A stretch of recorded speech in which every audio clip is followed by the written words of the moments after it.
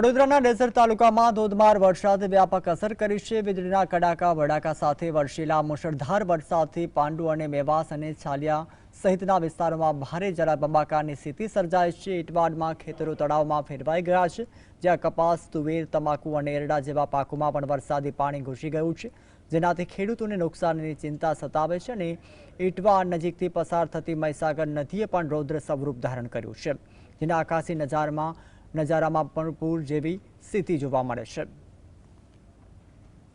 ખેતરોમાં દિવેલા છે, તમાકુ છે, અન્ય પાકને નિષ્ફળ થયો છે।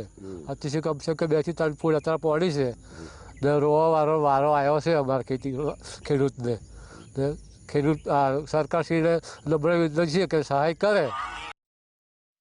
ગઈ રાત્રિએ જે 4.5 કલાક વરસાદ એકધારી પડવાથી મારા 2 એકર કપાસમાં કેળ હમાણા પાણી ભરાઈ ગયા છે અને કપાસ નષ્ટ થવાની તૈયારી પર